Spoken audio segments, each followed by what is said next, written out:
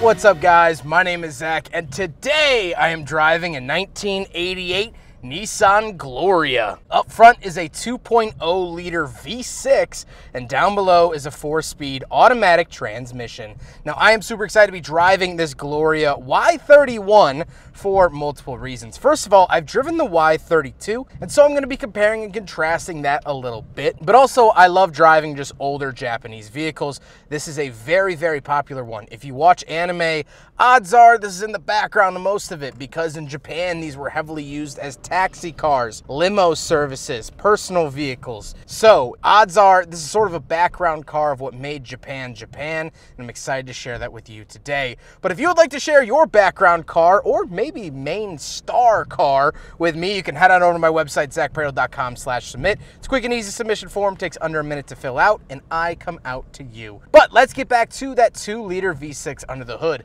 Kind of a wonky displacement. If we've seen 2-liter 6-cylinder engines before, it's normally in a row or in a line with the inline sixes, much like the RB20. However, this isn't actually the first time that I've driven this engine before. I also drove it in a Nissan 200ZS that I'll leave linked at the end of this video. So this ain't my first VG20.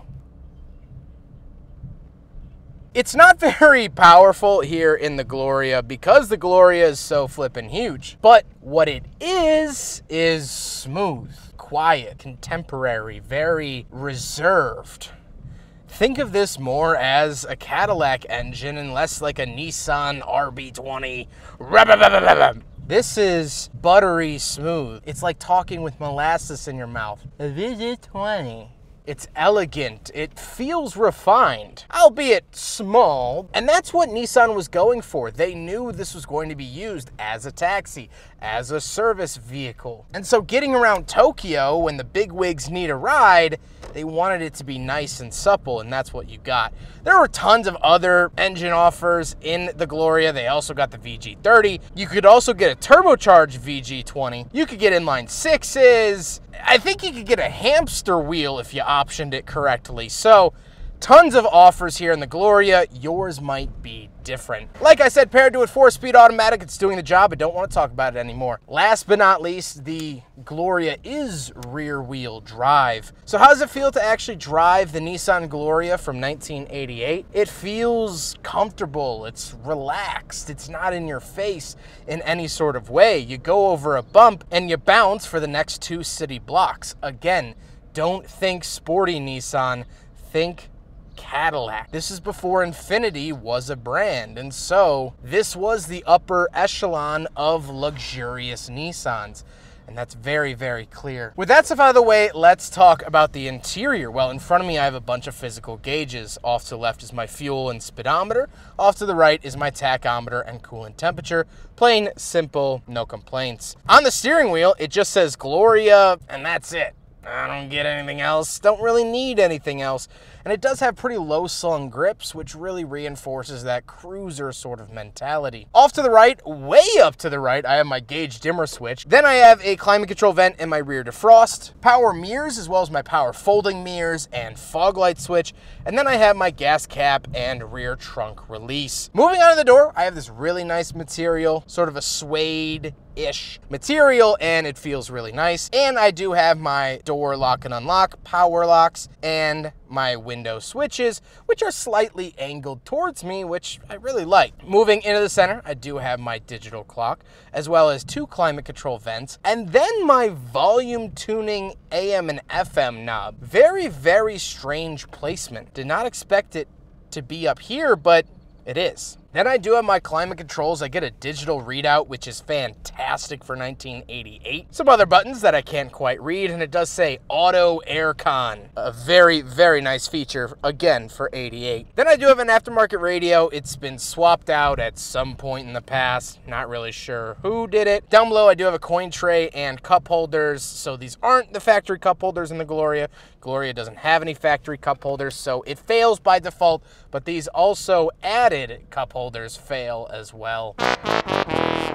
Then, of course, I have a cigarette lighter and ashtray because this is a Japanese car and they all have them. And then we move down to the shifter. The shifter is quaint, It's normal. Nothing really too crazy. Besides, on the back of it, you can toggle on and off the overdrive, which is an interesting placement for it. Speaking of interesting placement, then I have my brake release. So my parking brake release is actually at the palm of my left hand, which is weird because it's a foot-operated parking brake. So you turn it on by kicking it with your left leg, but you turn it off with your left hand.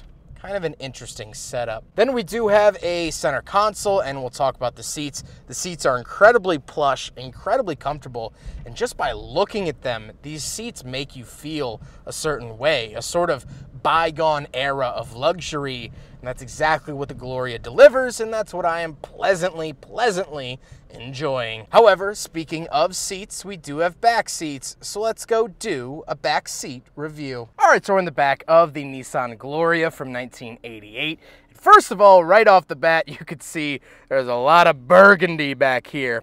I also do get a badge down on the ground that says Gloria, high quality and good design accessories, produced by Nissan since 1959. But something super cool, editing Zack, switch over to the phone footage. Inside this center console, I have radio controls, which is really cool and something you don't really see even in modern luxury cars.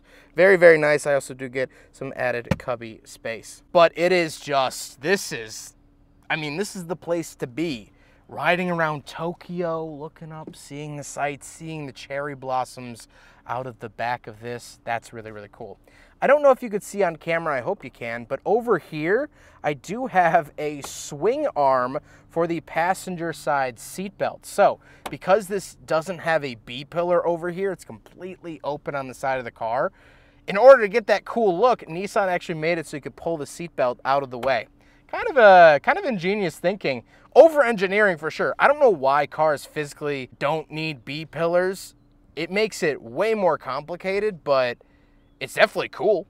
Give them big points for being cool. Let's hop out, we'll take a quick look at the trunk, and then we'll talk about the looks. All right, around the back of the Nissan Gloria Y31, like most cars in the era, there is a hidden key slot behind the badge. Put it in, twist, and there we are in the trunk. Very familiar with this style and size of trunk. This is a big luxury sedan, and so you get nice big luxury sedan trunks, which is really cool. And you have some cool Gloria stuff in here from the owner. Look at this. Super cool. Some old Japanese brochures, some wiring diagrams, all the different options, the V30 Turbo Brom VIP, the RD28 SV, all these great things. So really cool here to see in the back of the Gloria, but that is the trunk of the Gloria Y31. Now we gotta talk about the looks, and I really like the look of the Y31. I think the Y32 is a little bit more modern, a little bit more handsome to look at, but I certainly do love this Y31. I like the boxiness, the chunkiness, and to me, this is just so iconic Japan.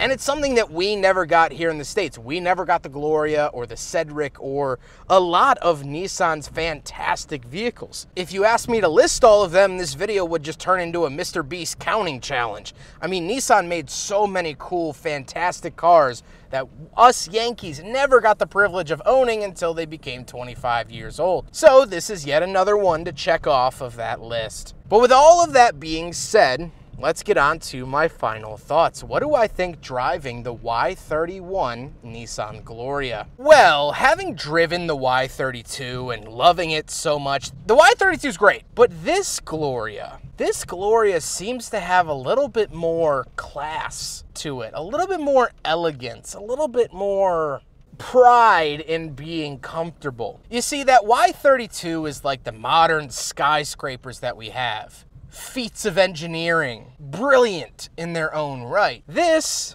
is like ancient architecture. The Parthenon, the pyramids. Beautiful too, but in a more archaic way, a more simple way, and a lot less of a bragiose sort of way. Although it is a more angular design, this almost feels softer around the edges.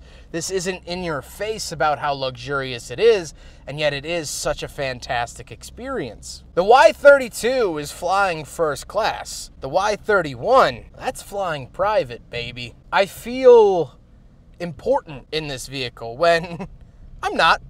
I'm a YouTuber.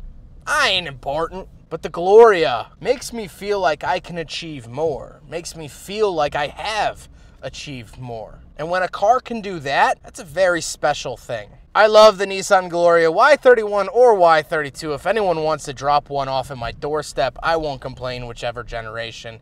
Huge thank you to Chris for letting me take out his Y31.